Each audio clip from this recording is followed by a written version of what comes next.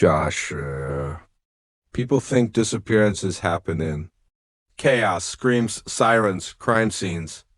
But my brother disappeared in silence, no struggle, no goodbyes. Just gone. It was a Sunday morning, chilly, cloudy, pancake day. Sam laced his shoes, threw on his hoodie, and sighed. Back in 45, don't eat all the strawberries. He jogged down our driveway, smiling. That was the last time I saw him. We were 14 months apart. He was 17, I was 15, best friends, worst rivals. We shared a room and fought over headphones. He never missed a run, never missed curfew, never disappeared. But that day, he didn't come back. Police found nothing. Not his phone, not his body. It's just his smartwatch resting on a rock near a creek screen, still pulsing with heart rate. Data then flatlined. They said maybe he ran away, that he cracked under pressure. But Sam wasn't like that. He had plans. He had us. He had no reason to vanish. But the world moved on. Candlelight. Vigils faded. Search parties ended. The news cycle rolled forward. And we stayed stuck. Mom never changed his room. Dad stopped talking about him. And me? I kept asking. Our smart speaker questions it. Never answered. Until last week, I was alone at home, making tea. No TV, no phone, no voice commands. Just, quiet, then it said. Playing your running playlist. And the voice wasn't robotic. It wasn't mine. It was Sam's, his exact tone. Slightly out of breath. The way he sounded before every jog. A voice that hadn't been heard in 9 years. The speaker recognized him, verified him, logged it, command received, play. My running playlist. User ID, Sam, timestamp. 6:12 p.m. I froze. Because I didn't say that. No one did. But someone or something used Sam's voice in our home. 9 years after he vanished. 4 minutes before I walked through the door. And here's what chilled me most, the command triggered. An old routine. Lights turned on in the hallway. Porch. Light blinked twice, just like Sam said it. But the security cam, no motion. Number. Person. Sam's voice. But no sound. He disappeared in silence. And now? He might be back. Josh narrating. They say you never forget the moment someone disappears. I remember the sound of his shoelaces, the way they slapped against the hardwood floor. The smell of maple syrup Mom had just poured onto pancakes. The look on his face when he said, "Don't eat all the strawberries. I'll be back in 45. It was the last normal moment I had with my brother. Sam left at 6:47. M on March 6, 2016. I watched him jog down the street like I always did, hoodie up, headphones, in black runners thudding softly against wet pavement. He never came back. Not that day, not ever. The police thought it was a runaway case. No. Signs of forced entry? Number. Threats. Maybe he just needed space. Josh, People think disappearances happen in chaos, screams, sirens, crime scenes. But my brother disappeared in silence, no struggle, no goodbyes. Just gone. It was a Sunday morning, chilly, cloudy, pancake day. Sam laced his shoes, threw on his hoodie, and sighed. Back in 45, don't eat all the strawberries. He jogged down our driveway, smiling. That was the last time I saw him. We were 14 months apart. He was 17, I was 15, best friends, worst rivals. We shared a room and fought over headphones. He never missed a run, never missed curfew, never disappeared. But that day, he didn't come back. Police found nothing. Not his phone, not his body. It was just his smartwatch resting on a rock near a creek screen, still pulsing with heart rate. Data then flatlined. They said maybe he ran away, that he cracked under pressure. But Sam wasn't like that. He had plans. He had us. He had no reason to vanish. But the world moved on. Candlelight. Vigils faded. Search parties ended.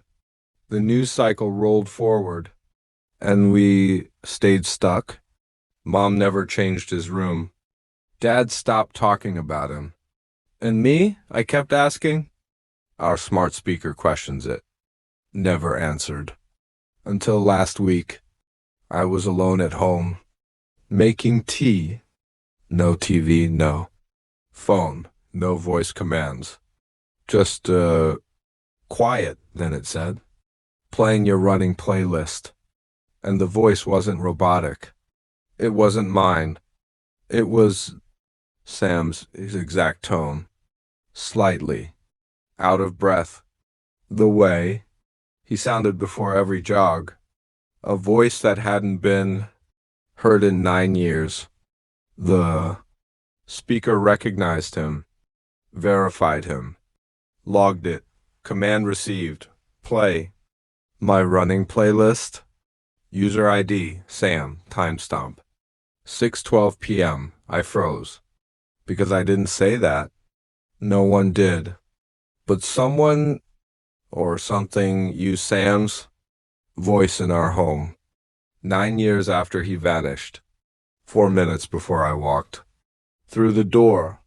And here's what chilled me most, the command triggered. An old routine. Lights turned on in the hallway. Porch. Light blinked twice, just like Sam said it. But the security cam, no motion. Number. Person. Sam's voice. But no. Sound. He disappeared in silence. And now? He might be back. Josh narrating. They say you never forget the moment someone disappears. I remember the sound of his shoelaces, the way they slapped against the hardwood floor, the smell of maple syrup Mom had just poured onto pancakes, the look on his face when he said, "Don't eat all the strawberries." I'll be back in 45. It was the last normal moment I had with my brother. Sam left at 6:47. On March 6, 2016. I watched him jog down the street like I always did, hoodie up, headphones, in black runners thudding softly against wet pavement. He never came back. Not that day, not ever. The police thought it was a runaway case. No. Signs of forced entry? Number. Threats. Maybe he just needed space. We searched for weeks. Volunteers, flyers, a Facebook group. with thousands of members. News. Vans outside the house. Therapy. Dogs, psychics, nothing. Then they found it. Sam's smartwatch. Placed, not. Dropped on a flat stone. Near the edge of Rock Creek Trail, 22 miles from home, battery full. Music paused. Heart rate data frozen at 6:59 a.m. I looked at the screen and whispered, "What happened in those 12 minutes?" It never answered. Present day, March 9th, 2025. I'm 23 now. Same age Sam was supposed to be if he were still here, but in my memory, he's frozen at 17. That morning still replays in my head like an old movie reel, scratchy and looping, always ending on the same frame. Empty sidewalk.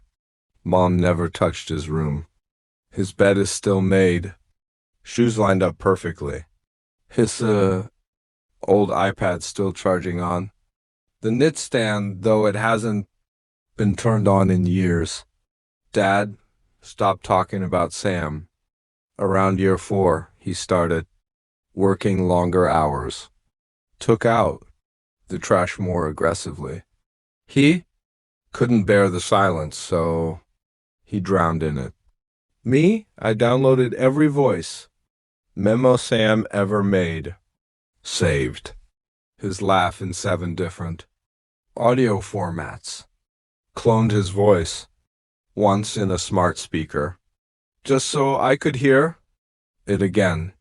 We called it Sam mode. It would respond to certain phrases only he used. Morning grind. Running mix volume. 3. Start the light jog. Warm up. But after year 2, we disabled it. It hurt. Too much. Until 3 nights ago. I came home late from work. Mom was asleep. Dad, was out of town. I tossed my keys on the counter, kicked off my shoes, and said, "Play the Killers." Nothing happened. The speaker was offline. Then 2 minutes later, it lit up. On its own, playing your running playlist. But the voice wasn't mine. It wasn't Alexa or Google Assistant. It was Sam.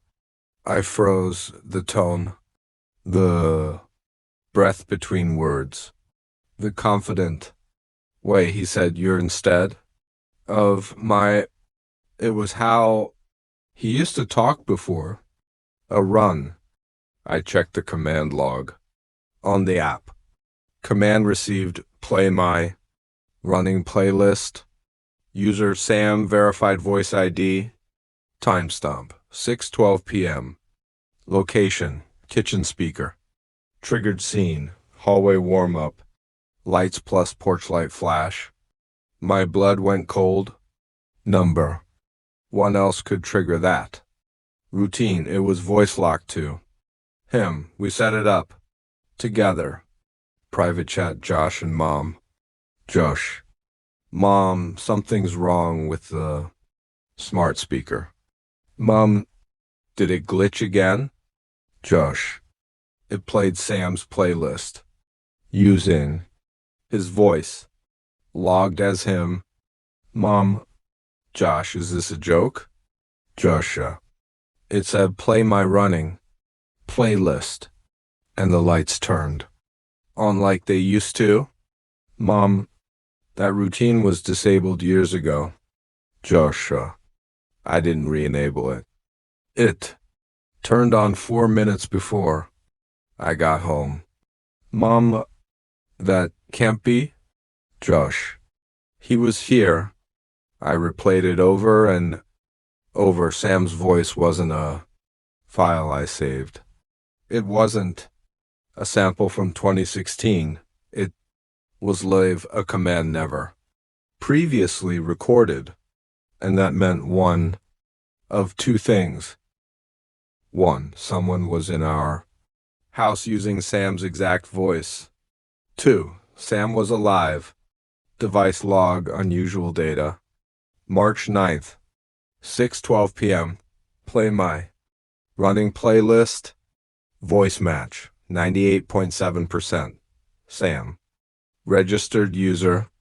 Device response executed. Motion sensor, no movement detected. Camera feed, static glitch, 2.5 seconds. I checked the porch cam. At 6:12 p.m., the feed stuttered, glitched, 2.5 seconds of snow, then resumed. That never happens. I walked into Sam's room that night, not just to look, to listen. I sat on his bed, opened the old iPad, and checked the files. Most were games and notes, but one folder was locked, encrypted, labeled "If I Go Missing." I stared at it for minutes, heart racing. I had no passcode. I tried his birthday number. Luck, I tried mine, nothing. Then I whispered, "Running mix volume 3. The screen flickered, and the folder opened. Inside were 3 things. 1. A voice memo marked "Do not play." 2. A map with 1 pin circled in red. 3. A video, 23 seconds long, titled "Trust Nitrogen Monoxide 1. Narrative style, the file he didn't want me to hear. Josh narrating. My brother left behind a mystery sealed in silence. Until now, I had spent years staring at his photos, reading the same police reports, hoping that maybe one day something new would surface, but nothing ever did. Until 3 days ago, when his voice woke the house, the smart speaker playing his running playlist, a voice ID match, a command no one spoke. Now I was holding his old iPad, shaking slightly as I opened a folder titled "If I Go Missing." Inside, a voice memo, a location pinned on a map, and a short video, all marked like a time capsule he never expected anyone to find. The file labeled "Do Not Play" glowed on the screen like a threat. I tapped it. Audio memo, Sam's voice, 2016. If you're hearing this, something happened. Not an accident. Not a runaway. I need you to believe that first. I didn't leave. Deep breath. I think someone's watching me. Not paranoia, real. I saw the same black truck 3 mornings in a row while jogging. It idled near Rock Creek. I turned around. It followed when I confronted it. It sped off. Sound of rustling, breath quickening. I told Dad, he said. I was overthinking it. I think he knows something, or he's scared too. Long pause. I hid this file. Don't trust anyone until you hear everything. Josh, I hope it's you finding this. If it is, go to the place on the map. Go alone. And memo. I stared at the screen. Dad knew? Why didn't he tell us? Why keep that buried? I looked at the map. 1 red pin. It wasn't Rock Creek, it was outside town. Green Pine gas station. Exactly where the 23-second video was filmed. Video playback 23 seconds. Sam is standing in front of the gas station. The timestamp says March 5th, 2016. One day before he vanished. He's whispering into the camera. barely audible. They're following me. This is the third time I've seen them. He pans the camera. In the far corner, a black truck. He turns it back to himself. If anything happens, don't trust anyone, not even Dad. Then he runs. My heart was pounding. He filmed this the day before. His jog, he knew something was coming. He knew he might vanish. And now his voice had triggered our smart speaker. 9 years later, I packed a flashlight, my phone, and the iPad. I didn't tell Mom I drove to the Green Pine gas station under a sky that looked too still. It hadn't changed. Same faded sign, same rusty air pump, same back lot where the black truck had been parked, but no truck number, people, just the hiss of an old AC unit and a flickering light. I opened the iPad and held it up. The video still paused on the same frame, Sam's face, fear in his eyes. I walked toward the back of the lot where he had turned the camera. There, behind a wooden fence, half covered in vines, was something that didn't belong. A trapdoor, half buried metal, padlocked, but rusted. I pried it open with a tire iron. The smell hit me first. Earth, dust, and something like old wires. I climbed down carefully into the dark. One single bulb flickered on, automatically, and that's when I saw it. A metal chair, straps, monitors, a shelf full of CSSET tapes labeled by year, and in the corner a duffel bag with Sam's name on it. I opened it. Inside, his hoodie, his headphones, and a notebook. The last page read, "They're trying to erase me, but I left pieces behind. If you're here, Josh, I knew you'd come." A voice from the tapes. I didn't realize how long. I'd been underground until the light flickered again. I looked back up at the trapdoor, still open, a square of pale daylight. Sam's tapes stared at me from the shelf, 12 of them, each with a date.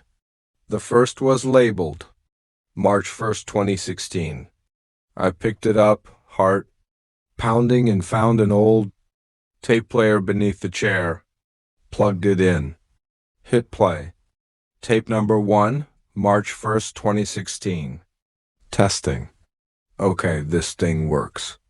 I don't know how long I'll be able to record these, but I need something physical, something they can't hack.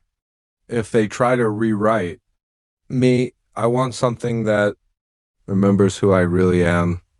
Tape ends. Pick the next one. March 3rd. Tape number 2, March 3rd, 2016. I saw the truck again. Parked outside the school. Same model, no plates. It's like they want me to know they're watching. Or maybe they just don't care anymore. Tape ends. I kept listening. One by one, voice trembling, hands shaking. And then I got to the one dated March 6th, the morning he disappeared. Tape number 6, March 6th, 2016. They told me I have to go, said I was selected. That if I didn't go with them, something would happen. To Josh, to Mom. I don't know what to do, I'm scared. But if I don't show up, they'll come inside. I think this is goodbye. Josh, if you ever hear this, don't let them find you. Don't trust Dad. Tape ends. My breath caught. Tears blurred. My eyes. Selected. What did that even mean? And why did he keep saying not to trust Dad? I took photos of every tape, every note, packed a bag and climbed out of the hole. As I drove home, I called Dad. He didn't answer. So I called again and again. Finally, he picked up. Voice. Calm, too calm. Josh, we need to talk now about Sam. Long pause. Where are you? You tell me first. Did. You know about the tapes? The gas station? Josh, come home. His tone wasn't surprised. It was, that's when I realized he knew, and he'd been waiting 9 years for this day. Josh, before we dive any deeper into this twisted story, let me ask you something. Have you ever felt like someone you lost was never really gone? Have you ever had a gut feeling, no proof, no logic, just a tight pull in your chest that someone was still out there? That's what this story is about. It's not just a mystery, it's personal. It's a story about family, secrets, missing people, and the one voice you'd give anything to hear again. If you've ever lost someone and held on to hope, if you've ever wanted answers that no one could give you, this story is going to hit you hard. So before we go further, smash that like button to support real emotional storytelling. Subscribe if you love stories that blur the line between mystery, memory, and the emotional. Truths we don't always say out loud. And let us know in the comments. What would you do if someone you loved vanished and then left you a message years later? Get ready, because this isn't just about what happened to Sam. It's about what his disappearance did to us and how a voice almost a decade later unraveled everything we thought we knew. Josh, I didn't go home that night. I drove around for hours past the high school, the lake where we used to fish, the library where Sam practically lived when he wasn't running, places that felt like echoes, places that suddenly felt dangerous, the smart speaker, the tapes, the trapdoor, the video, and now Dad's voice stiff and rehearsed telling me to come home. Something was off. I pulled into a motel, locked the door, and opened the duffel bag again. This time I noticed a photo tucked inside the journal. Sam and Dad at the gas station. But something didn't make sense. It was dated the same day Sam vanished, March 6th. They were together. Dad was smiling. Sam looked scared. My stomach turned. Why would Dad lie? Why? Did Sam say not to trust him? What was in those missing years Dad never talked about? The next morning, I went back to Mom's. She looked tired, older, like those 9 years had carved grooves into her soul. She saw my face and knew I had questions. Did you ever think Dad knew more than he let on? I asked. Her face tightened. You found something, didn't you? I nodded. And I need answers. She exhaled, sat down slowly. Then she said the words that shattered everything. Your father Used to work for a private research group. What kind of research? Behavioral, memory, cognitive mapping. He was part of a program.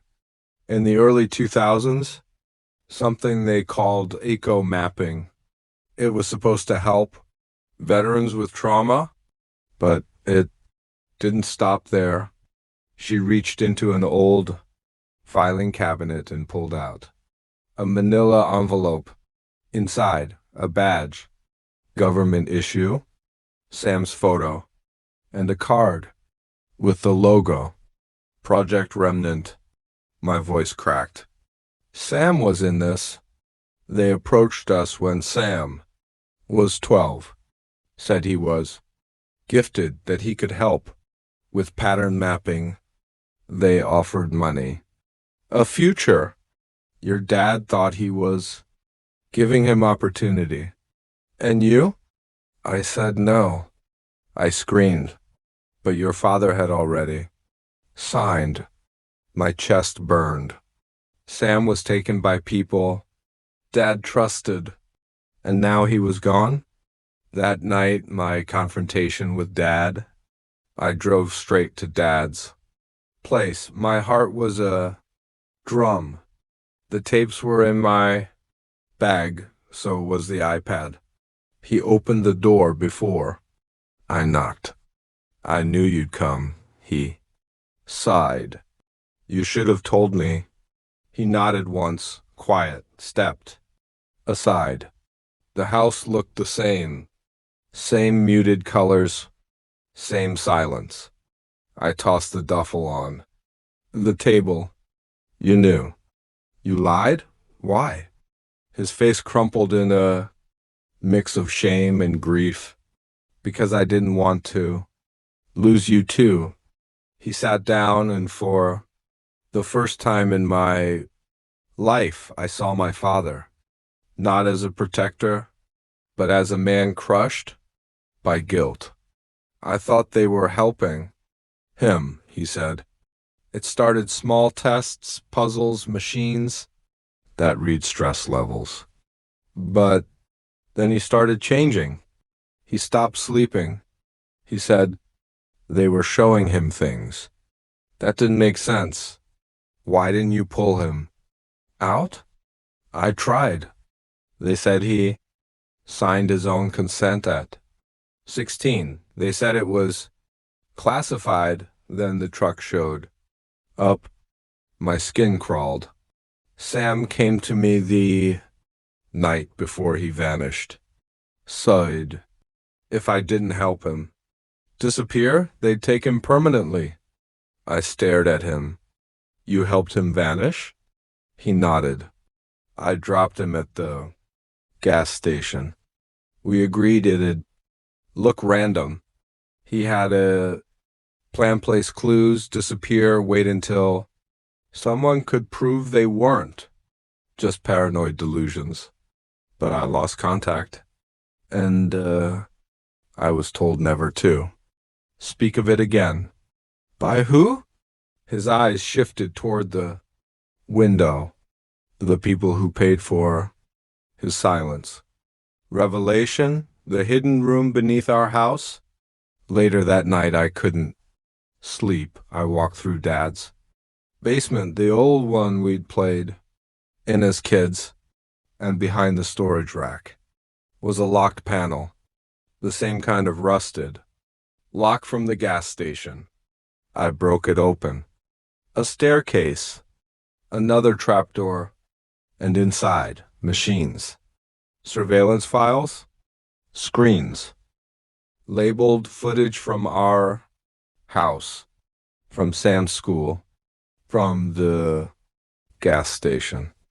This wasn't just Sam's secret bunker. Dad had been watching it all. There was even a screen labeled Voice Activation Protocol. Sam. He knew about the speaker. He knew the tech might one day activate because he helped build it. So what now? What do you do when you find out your father lead for love and lost? a son trying to protect. The other? I turned over everything I found to an independent investigator. Someone not connected to Project Remnant. They said the group went dark in 2017. No public records. No surviving. Employees willing to speak. But I know this. My brother left a digital ghost behind. And in the end, it was that ghost that saved him. Because 3 weeks later, I got another voice alert on the speaker. Josh, it's Sam. I'm okay. Don't come looking. The timestamp, live. His voice older, confident, calm. Was he really free? Was. He's still hiding? Maybe. But he wasn't lost anymore. He left one last message, typed into the iPad. I never vanished. I just, stepped sideways. Thanks for pulling me back, Josh. So here's what I want to ask you. Have you ever questioned what? Your family is really capable. OF. Do you believe people can vanish without a trace? Or do they always leave something behind? Sam left breadcrumbs, his voice, his story, and because of that, he was never forgotten. If this story moved you, hit that like button, share it with someone who's felt the sting of a missing piece in their life, and subscribe for more stories like this one. Some mysteries aren't fiction. They're just waiting for the right voice to trigger them back to life.